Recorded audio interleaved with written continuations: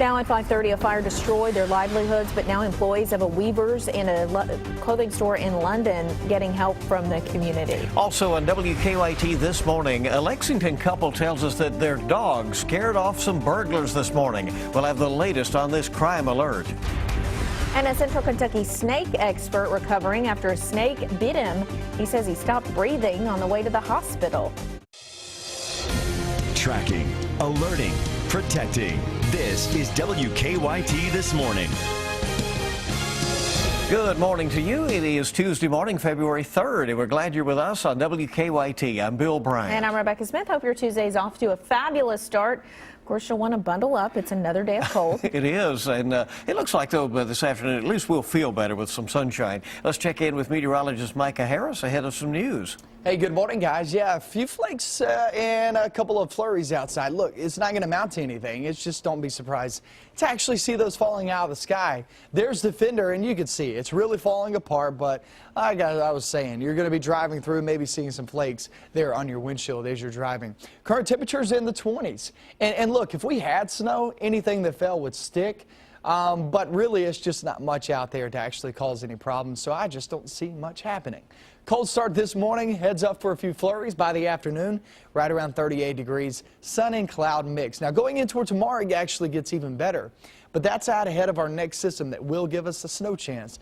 Wednesday night into Thursday morning, I'll track the latest timing and also show you how much snow we're looking at coming up in a few minutes. All right, see you in a bit. Thank you. Just a reminder, we do have a few closings and delays that we're passing along to you this morning. Harlan County schools will be closed today, and Knox County will be on a 1-hour delay. Go to WKYT.com for all the latest school closings and delays.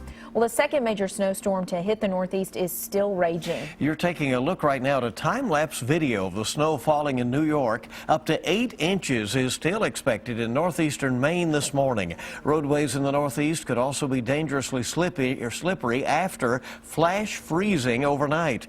And we're feeling some effects too. A flight delayed, another canceled out at Bluegrass Airport this morning. Some scary moments this morning for a Lexington couple after someone broke into their home. It happened at a home not far from Henry Clay High School. WKYT's Hillary Thornton is live from police headquarters with the latest on this crime alert. Hillary, good morning. Good morning, Bill. The couple says they were asleep inside their home on the corner of Lakeshore and Norburn Drive when they heard someone breaking in. Police say it happened just before 2 o'clock this morning when officers say at least one person broke in through the basement door, and they say that door was locked. The homeowners say the suspect then tried to open their bedroom door when their 2 dogs started barking, scaring away the intruder.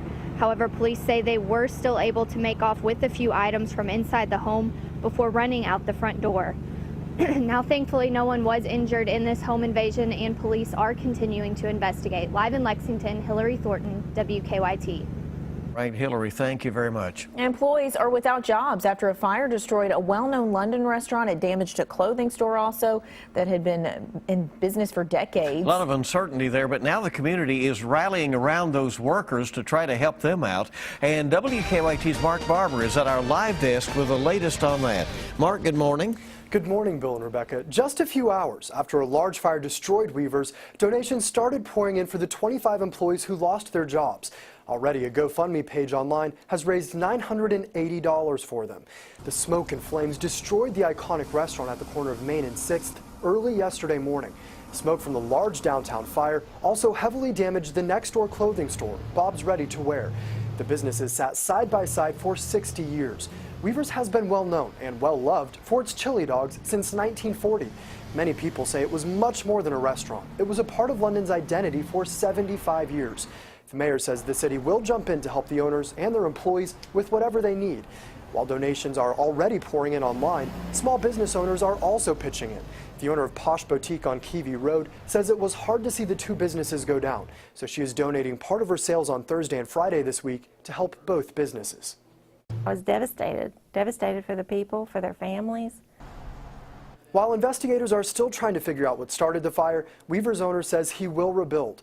If you are looking for more information on how to help, visit our website, WKYT.com, for a link to their GoFundMe page online. From the live desk, Mark Barber, WKYT.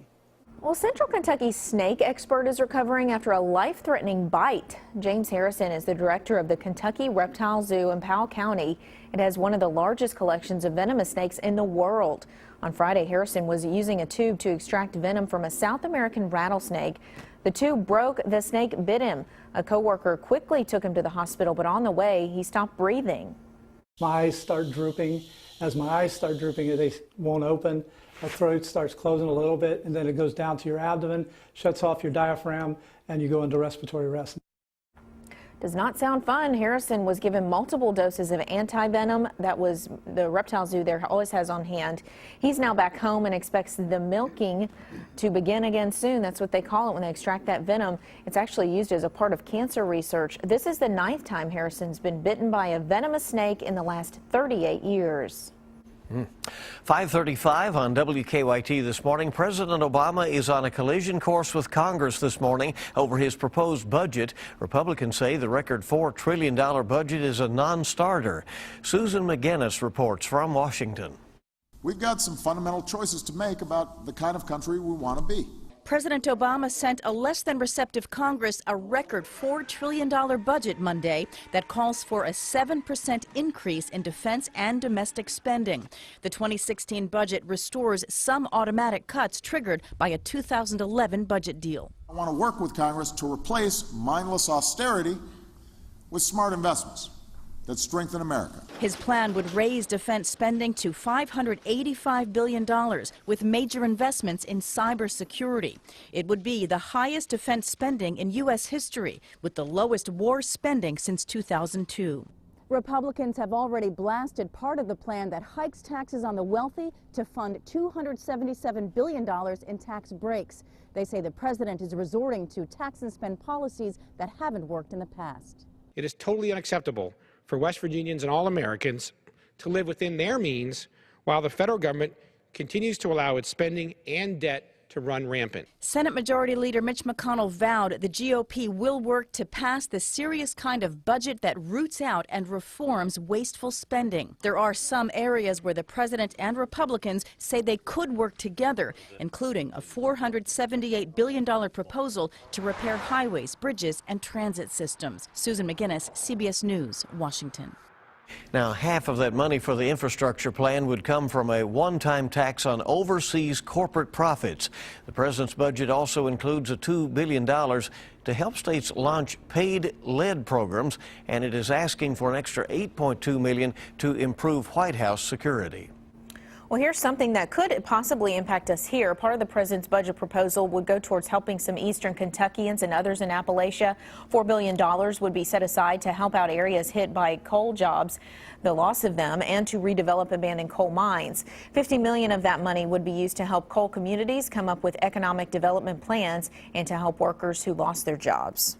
Police in Louisville are trying to track down the person who put drivers in danger by throwing rocks at them. That happened Sunday morning along the Gene Snyder Freeway. Louisville police say someone threw rocks at 3 vehicles, causing damage to all of them. One of the drivers said his rear driver's side window was shattered. Heard a loud pop, and glass went everywhere. As loud as it was, it sounded like a gunshot, so my first thought was somebody just shot the side of my vehicle. He says he also noticed that someone was standing in the median of the freeway throwing rocks. Police say no injuries are reported. They say the person who threw the rocks will be charged with criminal mischief if they're caught. Well, a battle could be brewing about how beer is distributed around Kentucky. House Speaker Greg Stumbo has proposed a bill that would prohibit brewery-owned distributors like the one Anheuser-Busch has in Louisville.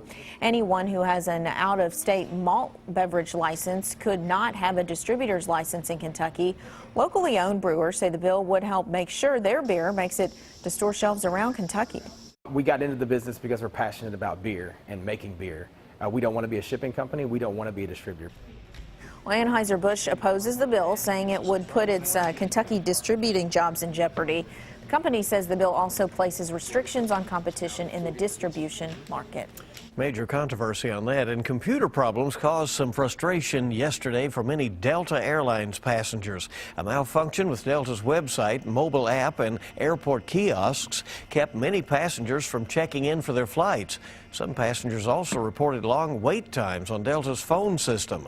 Delta leaders didn't know what caused the problem, but they say it was not system-wide. But Delta canceled hundreds of flights since Sunday because of the problem and a winter storm in the Northeast as well.